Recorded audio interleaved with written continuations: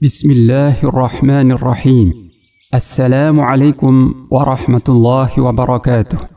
Alhamdulillahi rabbil alamin. Wassalatu wassalamu ala nabiyyina Muhammad wa ala alihi wa sahbihi ajma'in. Kaum muslimin yang dirahmati Allah, Islam sangat memberi perhatian kepada kesehatan hati.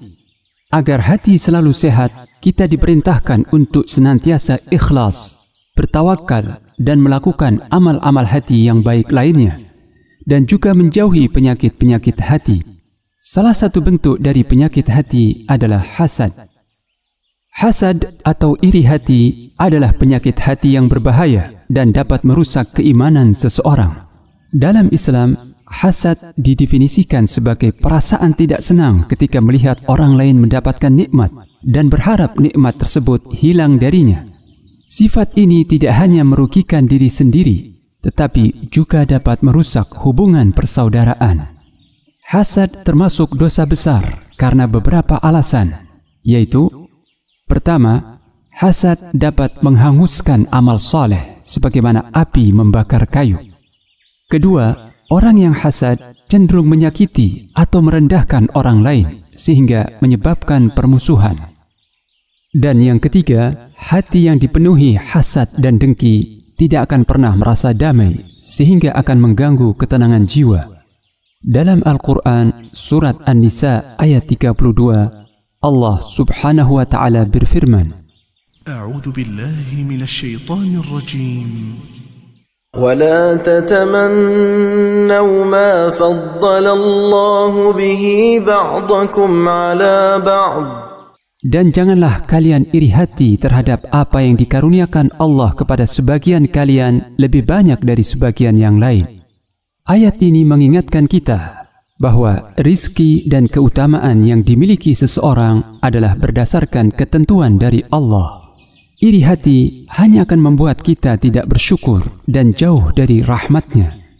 Dalam hadis riwayat Bukhari dan Muslim, Rasulullah sallallahu alaihi wasallam bersabda, "Janganlah kalian saling mendengki." Hadis ini menunjukkan bahwa hasad adalah salah satu sifat tercela yang dapat merusak persaudaraan Islam. Di antara amalan yang bisa kita lakukan agar terhindar dari perbuatan hasad adalah: pertama, senantiasa bersyukur atas segala nikmat Allah.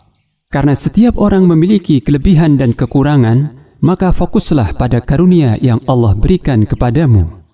Kedua, senantiasa berhusnudzan atau berprasangka baik.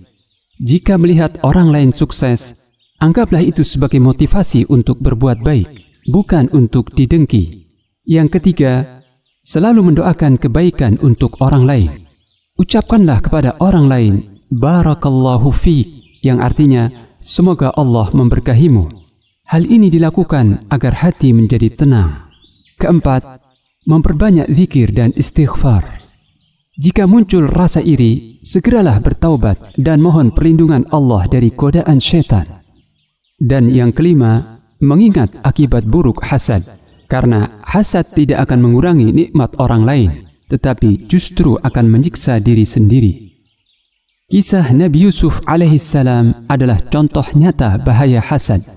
Saudara-saudara Yusuf alaihissalam iri karena ayah mereka lebih menyayanginya, sehingga mereka melemparkannya ke sumur. Namun, Allah pada akhirnya memberikan karunia besar kepada Yusuf berupa kenabian dan menjadikannya seorang pemimpin, sedangkan saudara-saudaranya datang kepadanya dalam keadaan hina dan tertunduk malu. Pelajaran dari kisah ini adalah bahwa hasad hanya akan merugikan pelakunya. Mari kita ganti iri hati dengan rasa syukur, menerima ketentuan Allah, dan semangat berlomba dalam kebaikan. Wallahu a'lam.